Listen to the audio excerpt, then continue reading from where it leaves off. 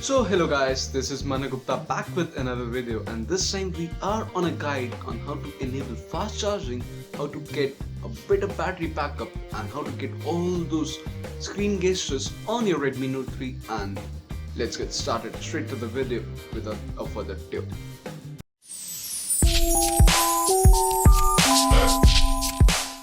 Now first of all we have to reboot into the recovery mode. You can do this by Flashify or manually doing it by holding the power button and the volume up rocker for a few minutes, for a few seconds I would say.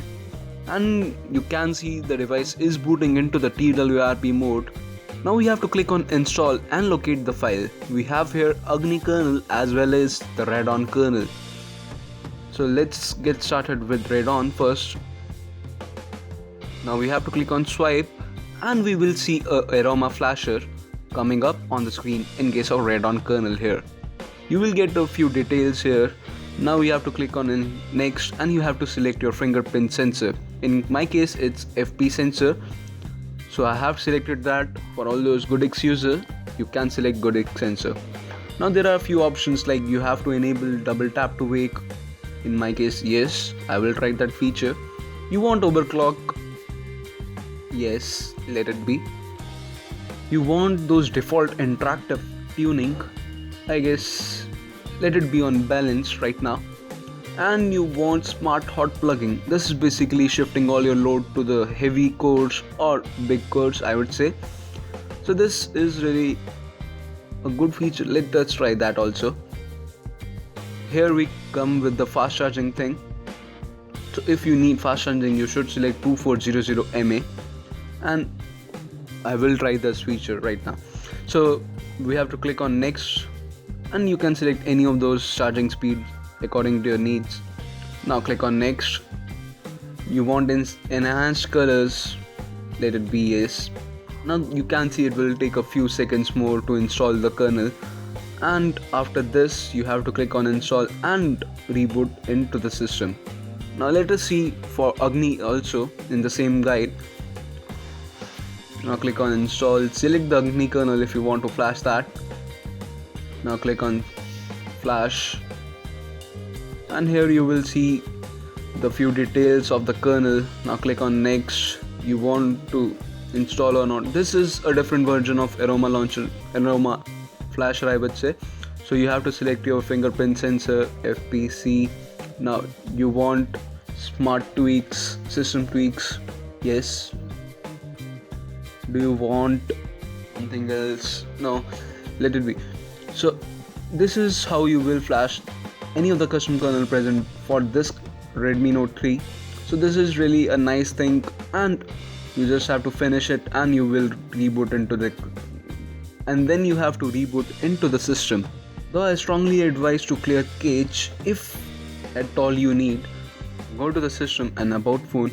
Here you will see the kernel version as Agni kernel.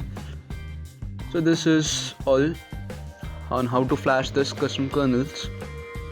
So we have used these custom kernels more than a month now.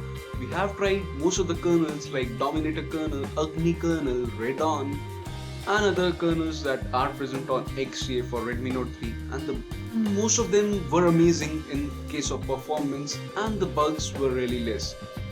Mostly this Radeon kernel and Agni kernel are being updated on daily basis, but overall performance of these kernels is great though.